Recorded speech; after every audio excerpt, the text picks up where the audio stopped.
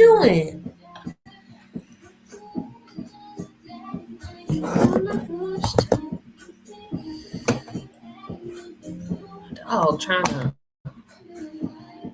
knock me off my game. All right. But I know I won't think twice.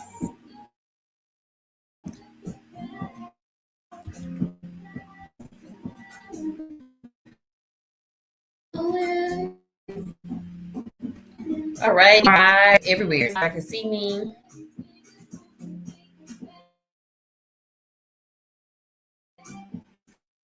My junkie. Yeah.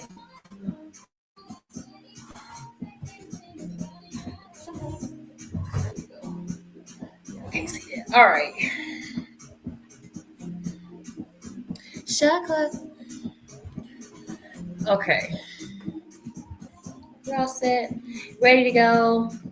Hello, everyone. I hope that you guys are having an amazing day. What is today? Tuesday. We are so close to Christmas. We are exactly what you might consider what 8, 9 days away from Christmas. So today is day 4. We have made it 4 whole days into 12 days of Christmas. Thank you. I am live. So we're going live a little bit later. Before we were saying we were going live at 12. And I will go back to 12 schedule, but tonight I decided to try the late night since a lot of more people will be available to kind of chime in, especially on TikTok. That's where I have the most live following. Um, so I know a lot of people will start probably rolling in around 9. And then for all the other platforms that you might be seeing this maybe later on down the line, if you revisit the video, we have covered day 1 was event professionals. You can find that video on YouTube at Enjoy Events. If you would like to visit day 2, we talked about, well, day 1, we talked about event professionals, what types of event professionals there are, how to classify them, what do you need them for, all of those details. Day 2, we talked about, I don't even remember. Let's pull it back up. Okay, so day 2, we talked about,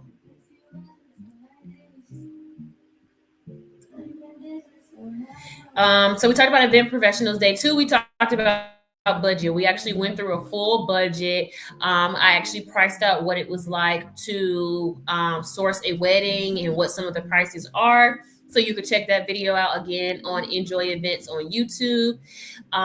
We also did day 3 was vendors. So I went over exactly what it was like to submit an RFP, what the process is through an RFP process. How do you go from RFP to contracting a vendor? And then I also actually went through my personal contract for my services, and I went through like the different clauses and all the things that you need to know about those contracts.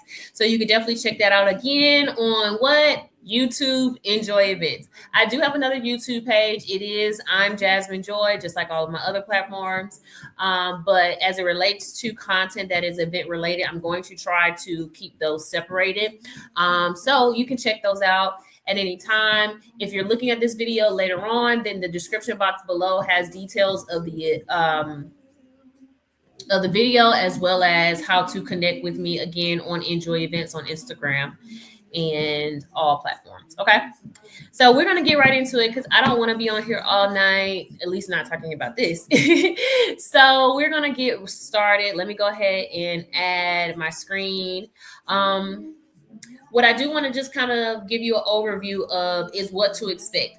I have decided to just kind of walk through the Novair Events website. They are a large company in Atlanta of event venues. They have what I would consider kind of monopolized the market. In a sense, they own at least 8 or 9 properties around the major metro Atlanta area, and they have a pretty solid list of venues for all different types, as well as price points. And you can also, it's more so of like a one-stop shop situation. There's a few of those like that. I can tap into those towards the end of the video just to give you guys a little insight on those. But that is the overview of what we're going to be discussing today. And I'm going to actually just kind of walk through what is included in their venues and some of the prices and like how to just kind of source or scout these things. We talked about yesterday, typically you can source your venues through TikTok, Instagram, word of mouth, all of those different things. But there are a lot of different subsidiary or like companies that have subsidiaries involved in them. So, there's one major company and then they have different venues that are all owned by the same company. So I do know Novair Events. I think a Divine Event. Let me see. Let's just check that out while I'm here.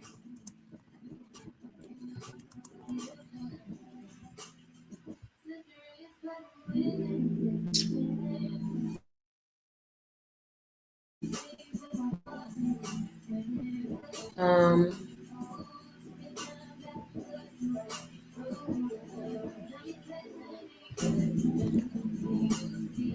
yeah, but I don't think their website has as much information. Let me see. Yeah, we're gonna stick with what I already had. Let's just stick where it was. Okay. No, they do have venues and they have them listed here.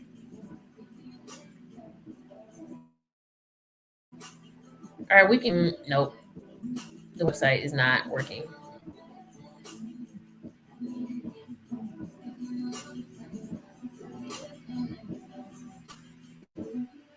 Okay, the Atrium.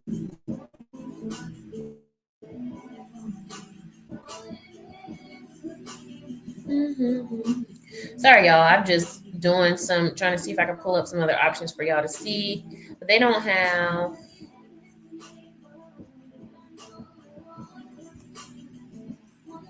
Yeah, I don't really like this website. So let's stick with what I had. Let's stick with what I had. But they do have it. So if you do want to check out a Divine Event, their venues, we'll just give them a shout out. Flint Hill, Primrose College, the Atrium, Vinwood Stables, and the Nat House. I used to work at Flint Hill and the Atrium. They had another one that was right across the street from the Atrium. I don't know if they've changed the name of that one, but yes, I've worked with them before. They do pretty well if for your typical wedding where you want to go, where you want to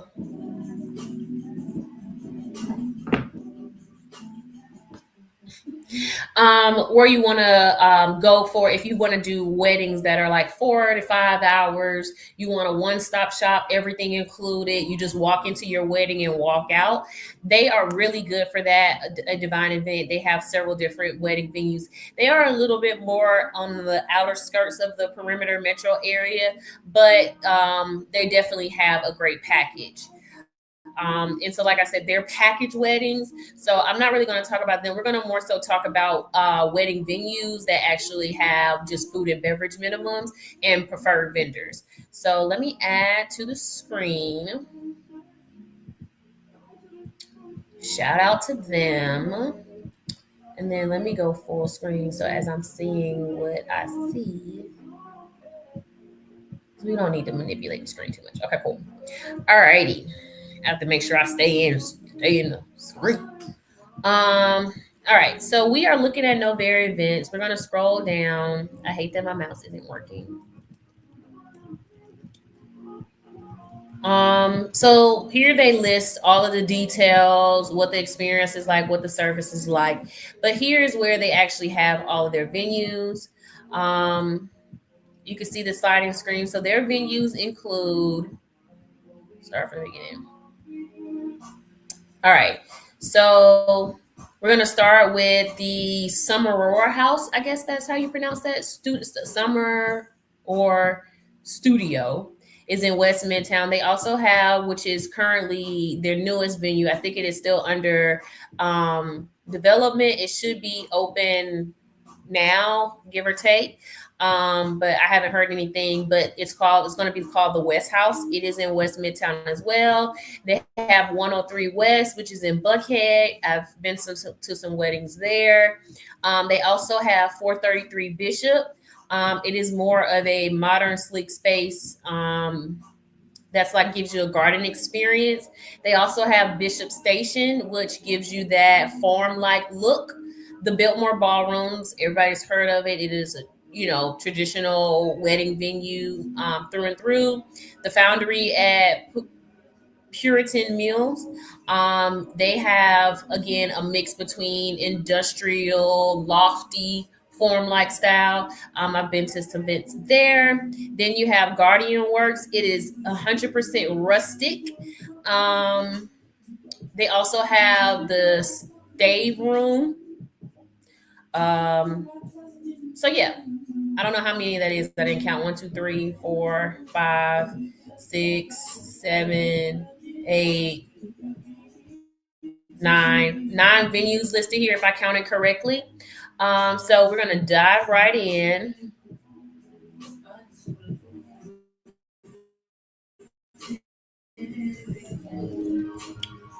So I particularly do like to use their website as a general sourcing platform to kind of always just shoot it out to my brides and let them know, hey, here are 8 or 9 venues that are owned by the same company. They have their prices listed, which I always tell people, if you go to a wedding venue and they have their prices listed, that is very good transparency that you will respect in this process, but it also lets you know what to expect. So the prices that you see that are going to be listed on there are typically your minimums. It gives you a good idea. And from what I say, and just keeping it real, it lets you know from the jump, can you afford this location? There is no gray area. There is not one of those things where you got to send a request, they give you back some numbers, but then when you look at your menu, it's not even comparable. No, they're letting you know from the jump, this is what we offer. These are the prices. If you would like to move forward with our venue, here's what you should expect.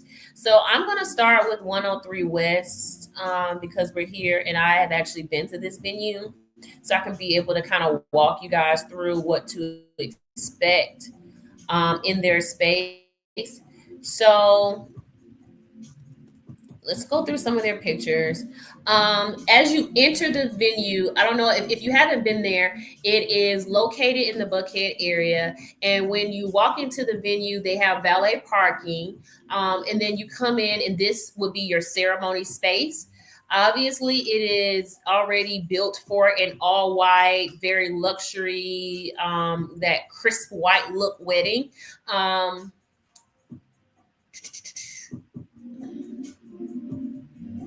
the reception area, you have to go out the ceremony space. So here's their entrance.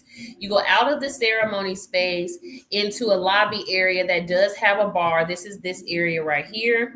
Not really a good picture, but once you walk out of there, there is the bar area. You can mingle, have your cocktail hour there. They'll bring the food in that area for your guests, and then you proceed downstairs into what I would consider, it's like a basement feel. I will say the ceilings are a little bit lower, and you have your reception there. It can get tight if you have a wedding over 150 people. So I just do want to note that, as you're looking at this, to make note of that. The windows here, a lot of times if you're having your wedding at night, you don't really get any much city lighting or anything like that because these windows are facing the parking lot. So you typically will want to keep the curtains and everything closed.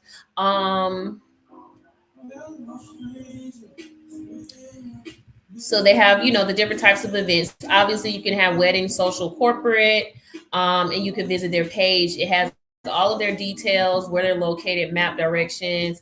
You can make your inquiry. So we're going to go back up to their venue packet information so that you can review that and we can talk about some of the price points and things to expect. Mhm.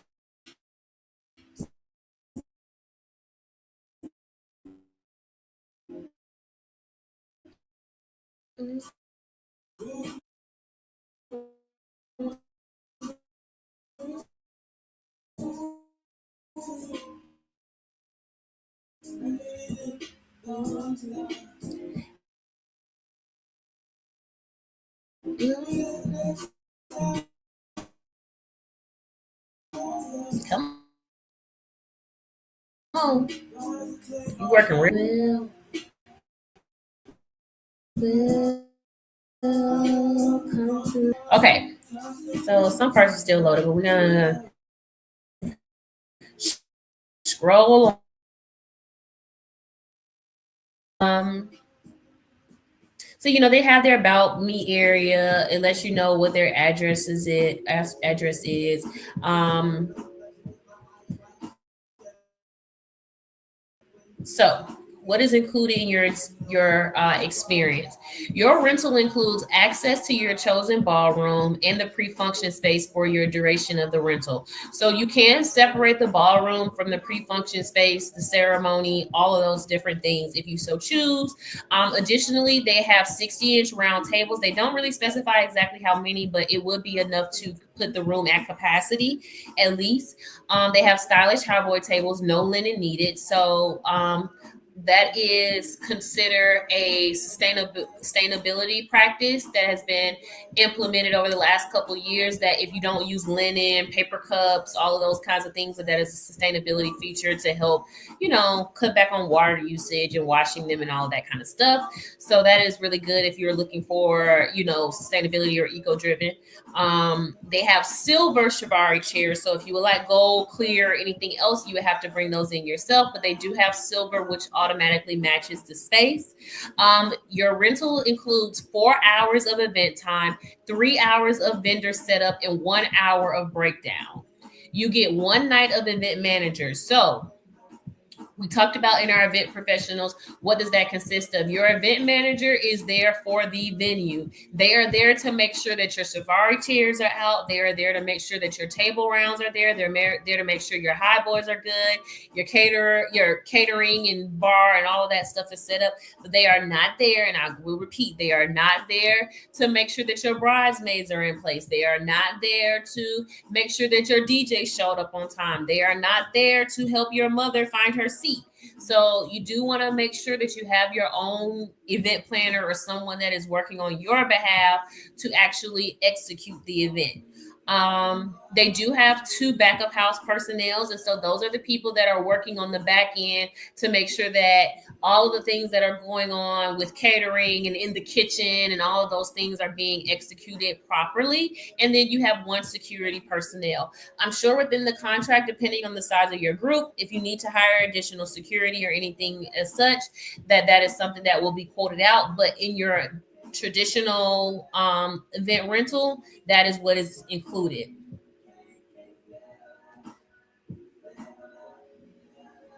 They do know that we only book one event per day per ballroom. So there's no overlap there. There's no like, oh, this person leaves at 12. Can I come in at 2? No. So, as we talk about their ballroom that they've listed, it is located on the upper level of the venue. It is known and dedicated pre-function space with a beautiful built-in bar and built-in banquet seating for your cocktail hour space. The capacities for that space, if you want to do seated, that means no dance floor. It is 200 people. If you want to do seated with the dance floor, 150. One thing to note: anytime you add anything to the space, it is going to limit the capacity of the space. So if you do have a screen, that means people can only sit but so close to the screen. So you're losing square footage there. If you decide you want to have a 360 photo booth, you need enough space for the 360 photo booth to activate. So those things you wanted to take consideration of as you think about the capacity of your event and what you actually want to implement in the room. A lot of times the event coordinator for the venue will help you with those types of things. They will also be able to possibly spec out or give you a layout design so that you can see where everything will be placed and how much space you have, give or take, in any particular situation. So if you do a cocktail style, which a cocktail style is normally, some seating, some standing, a mix and mingle vibe, no dance floor, you can get 300 people into their ballroom. If you did a cocktail style with the dance floor, you can get 250.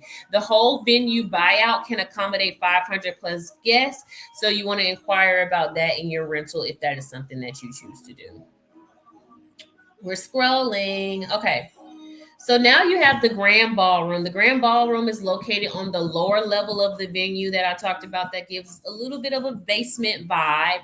It is known and dedicated for pre-function space. So there is an area that you do walk into that has a built-in bar and everything before you actually enter into the reception space. The last wedding that I went to, she set that up as like a photo booth, that walking area, as well as your seating chart was there. So when you came down the stairs from where we had the cocktail hour, you just got your seat, you took pictures with her pictures, grabbed your drink, and then you were able to enter the ballroom.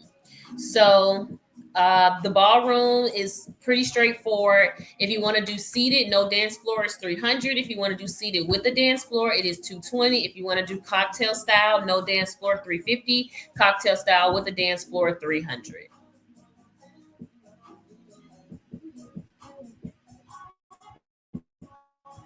My favorite part. Whenever they have an event pricing actually listed out for you, again, you're able to really set that budget that we talked about in day two. You're able to get just a price point of what you're looking for before you even get started. And so, oftentimes, like I stated in the beginning, I send this over to brides so that they can get a general understanding. They can be able to set their budget around certain things, and then they're able to execute in terms of searching for other venues and compare and contrast what the offerings are. So for this area, for this particular 103 West location, if you wanted to do the Buckhead Ballroom between, they have a typo, Sunday to Thursday, the rental is $3,000. So that is just for the rental of the space. Okay. If you wanted to rent it out Friday, it is $4,000. If you wanted to rent it out Saturday or the holidays, then it is $5,000 for the space. A beverage minimum, a food and beverage minimum is the minimum amount that you must spend in order to satisfy the venue. So if you spent the beverage minimum from Sunday to Thursday is $1,500. If you spent $1,505, then you've met your minimum for that. The minimum does not include any additional fees such as bar staff, taxes, service charges, anything like that. This is just towards your beverage minimum. Okay. There is a note about the ceremony fee. The ceremony fee applies to weddings that are chosen to have both their ceremony and reception with us. It includes an extra 1 hour of event time and 1 hour of rehearsal. Okay. So when they say that the ceremony fee is for those that choose to have both their ceremony and their reception, like I said, the rental is just a rental. If you would like to actually have a ceremony, then you have to pay an additional fee of $2,000, no matter what day of the week, no matter what holiday it is, and that adds an additional hour to your event time for the ceremony, as well as 1 hour of rehearsal. They do not specify when or what time that rehearsal can be, and that is something that you definitely want to get in writing at the time of signing. What time and when can you expect to schedule your rehearsal? Because some venues will try to tell you, well, we just give you 1 hour rehearsal. Your rehearsal can be on Tuesday and your wedding can be on Saturday. Even though we all know that that does not work as a standard practice, but they can do that. If it's not in writing of what their requirement is for your 1 hour rehearsal, you're at their discretion. So I always say, get that in writing at the time that you sign the contract. If you take a little water, get a little dry.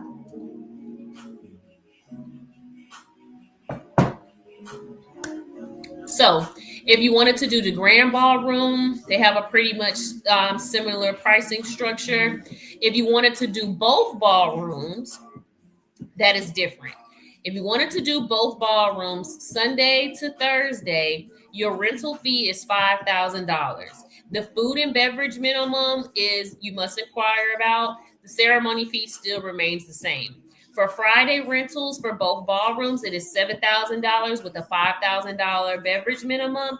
If you want to win a wedding for Saturday or the holidays, it is $9,000 with a $6,000 beverage minimum. Okay.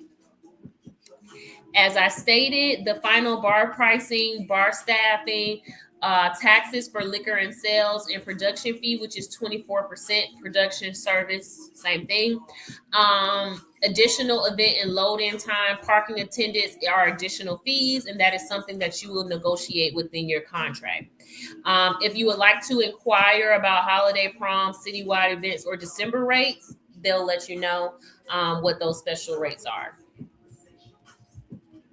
As we discussed, so let's go back, because I might have said that there are food and beverage minimum, but they only have a beverage minimum because they actually do the liquor through their venue.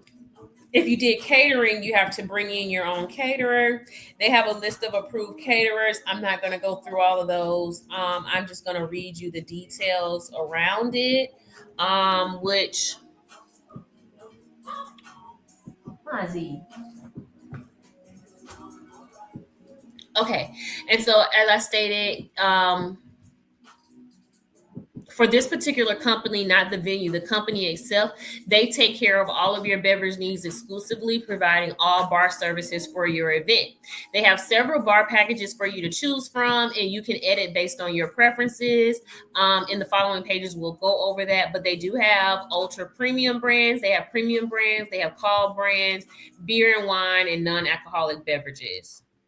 Notes on catering. If you would like to use a caterer that is not on their approved list, there is a $2,000 kitchen use. So basically, you're buying out their in-house caterer. So you have to pay $2,000 as a flat fee just to be able to bring in your own caterer and utilize the space.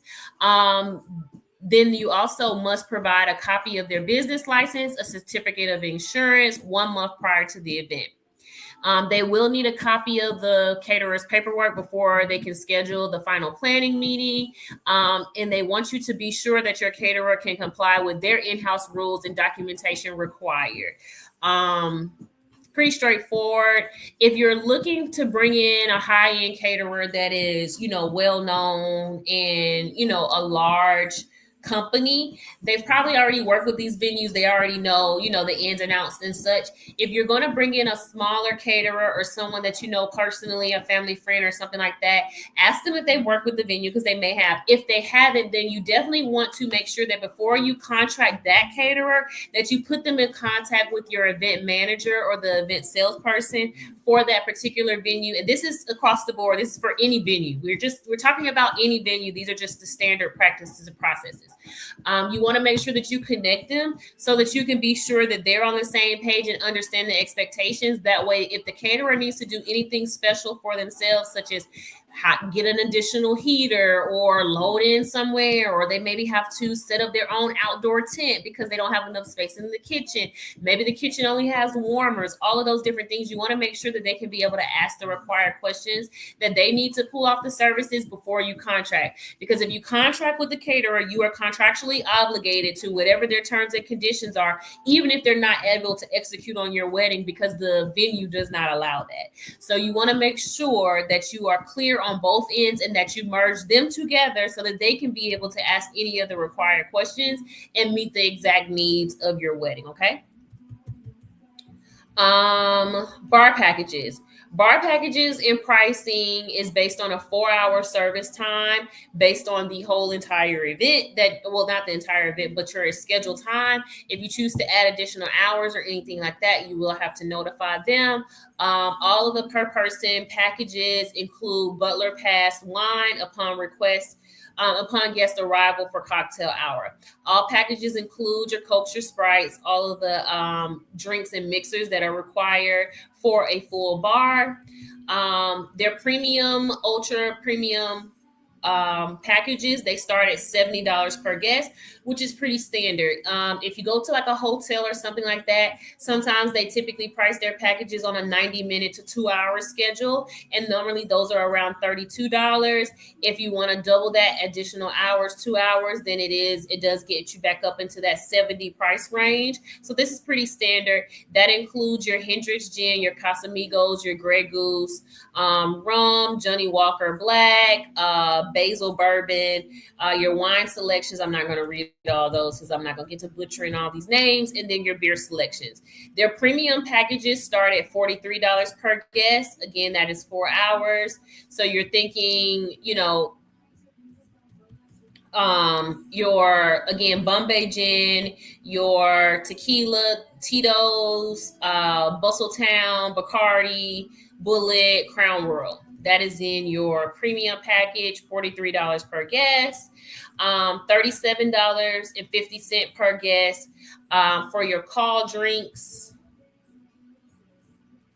your beer and wine selections are $32 per guest. Upgrades, options to upgrade to premium brand wines. See the premium packages for your selection. And then other packages, if you just want to do a non-alcoholic bar, it is $13 per person. If you wanted to do a consumption bar, your call beverages drinks are $10 per drink. If you wanted to do a premium brand, it is $12.50. Ultra premium, it is $18. Call brand wine, $9. Premium wine, $11. Ultra premium wine, $15. Beer, $7. And non-alcoholic, $4. So you think, if you did a consumption bar, what a consumption bar is you can do a mix where you run a tab, you come pay the tab, or each individual guest pays their own tab. Both of those fall under consumption cash bars. And if you did a non-alcoholic drink, it's $4 per drink, where their non-alcoholic packages are $13. So you think, if you have 4 hours, how many drinks will people have within 4 hours? If they have 4 drinks in 4 hours at $4 a pop, $13.50 is a pretty good, average, for those that might have more than one drink. I don't see people drinking 4 sodas. But hey, it is possible. That is what you're looking at for an open bar. Their premium, ultra premium, is $18 per drink, where the package is $72. I think we discussed. I'm not going to scroll back up. So $18 is rounded off to 20 just for my mental math. So how many drinks can you get within $70? 3.5 drinks. 4 drinks even. And so again, you think 1 drink per hour, which is pretty standard. That is, enough to stay under the legal limit. And so that is how they price those out. And obviously, if someone decides, they want to have 2 drinks per hour, 3 drinks per hour, that is where you get into the realm of having an open bar. If you know that you have a crowd that does not drink that much and that you're still going to be able to meet your minimum, I would definitely say run a tab, pay the tab at your minimum. Once you've met your $1,500 to $5,000 minimum, go ahead and turn it into a cash bar. That helps you save money and budget appropriately. Just running that out there to you. All right, so they have some bar additions and upgrades that you're able to utilize, whether it be a past toast, $4 per person, $5.50 per person, $15 per person for Vevu. You have your tableside wine service, $5 per person, $7 per person, $19 per person. No, you cannot say I only want to do 30 people and it's 35 people. They are going to count and make sure that those numbers align. If you wanted to add on any certain drinks, so say you want to do the non-alcoholic and then you just want to have Tito's for everyone, you can do that. Those are options that you have. They go deep into, what kind of drinks that you can add. I'm not going to keep reading that. I am going to read the fine print for you so that you can understand. Consumption and cash bars are not eligible for add-ons or upgrades. So you definitely want to make sure that if you're doing an open bar, that you would do the open bar non-alcoholic and then just add on your certain liquors. Anything other than that, you want to go each level up and just add whichever one is higher to that package. Okay. So additional bar information, staff charges, a fee of $250 per bartender. kind of high. Normally they're like 150, 175, 250 per bartender. You typically want to have one bartender per every 75 guests. They probably already going to say that, but we're going to get to that. So 250 per bartender, 250 per bar back, 250 per beverage server is applicable for all service options. One bartender is required for every 50 to 75 guests. I say for every 50 guests if you're going to have a cocktail hour. Why do I say that? It is because when everyone leaves your wedding at the same time, they're going to all go to the bar at the same time. So when you do the 1 per 75, it's when people are casually strolling in, when it's an event and everybody's mingling and all of those kinds of things, you can have a flow of the bar. But when you go to your cocktail hour, everybody's crowding the bar. And we've all been to that wedding where we're all, my dog. We've all been to that wedding where we're all crowded around the bar, waiting on our drinks and wondering why there's not enough bar staff there. It is because they stuck with the 1 per 75 when you really probably want to get to the 1 per 50 price range. Count for, any place where everyone is coming in at one time. So I say 1 per 50 for weddings. And then you have one bar back plus one beverage server are required for every 2 bartenders. So should the tableside wine be added, one wine server is required for every 4 guests of tables. 4 guest tables. So each table has anywhere between 6 to 10. You can kind of fit 10 in some tables. So depending on how they set up their tables, that covers, somewhat up to 40 per people. So for every 40 people, you're probably going to need one wine server. That's how I would kind of note that. In 30 to 40 people, you need one server.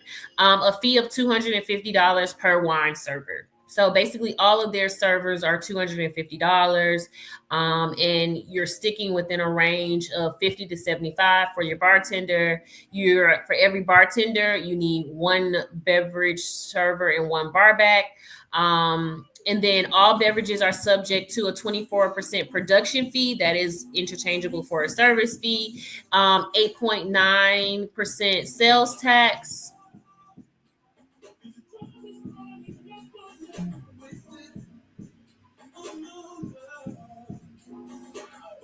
I'm sorry, that's one of my brides texting me.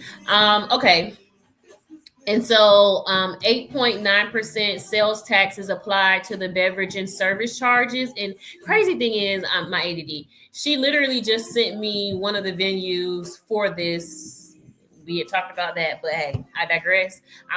When I get off this call, I'm going to send her back this website so she can, price it out, make sure that's something that's appropriate for her, and then we can move forward.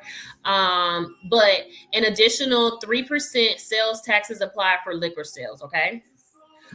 Please note that their particular venues do not serve shots of liquor, okay?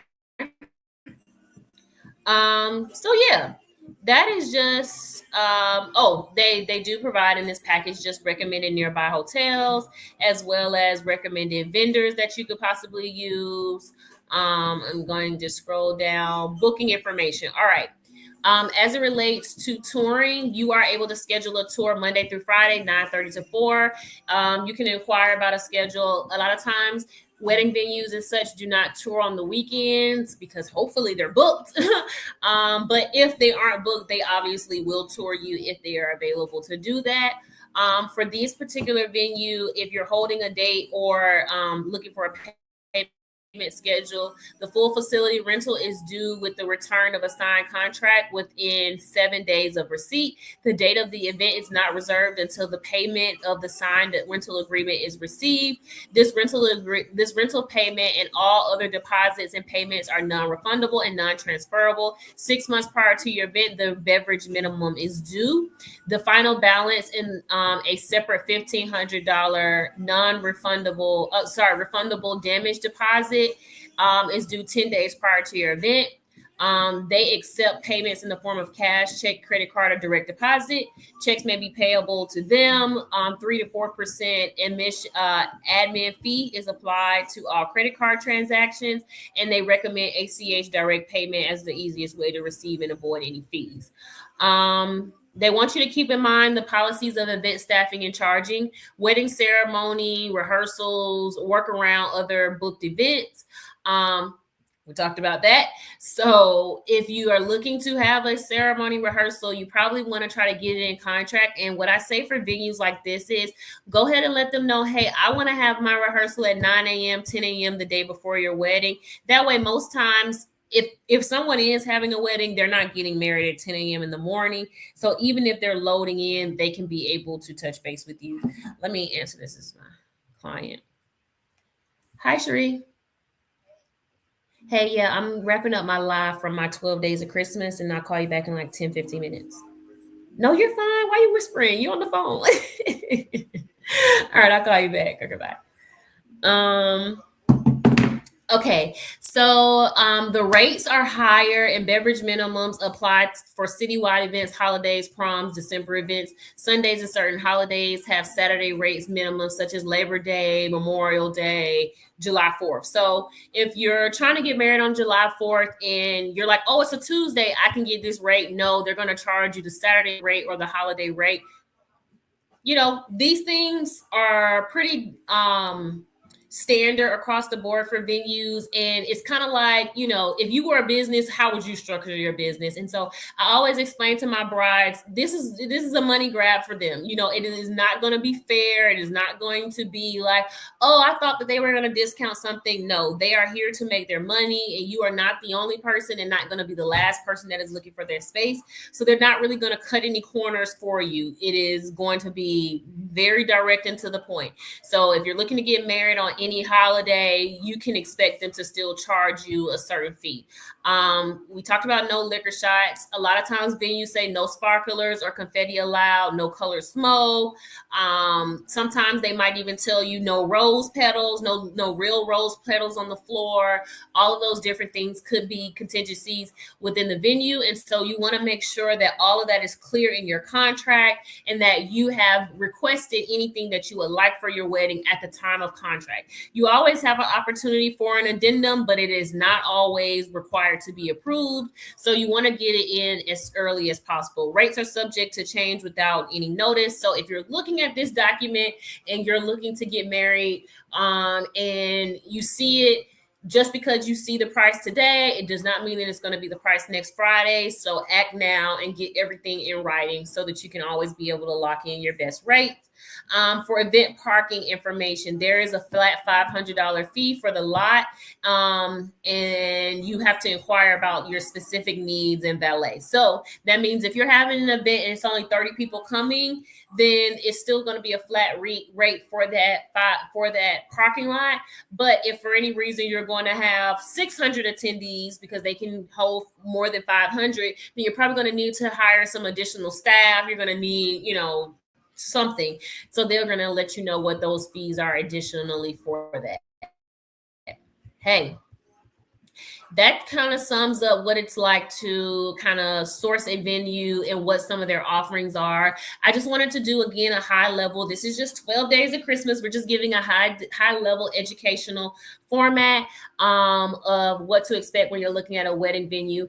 Each one of their venues actually offers all of this detailed information that I just went over with you guys, and it's very clear and outlined. So if you are interested in any of their venues, definitely go back and check it out. Use it as a source for your budgeting. Like I said, it is a great starting point just to get an idea of what to expect, what you're looking for, how to be able to envision what you want for your wedding. And that kind of just sums up everything. Tomorrow, we're going to talk about the bridal party. That's going to get a little spicy, if I do say so myself. So there's definitely probably going to be some sound bites that can be used from that. But also, I'm just going to be, spilling a little tea based on personal experience.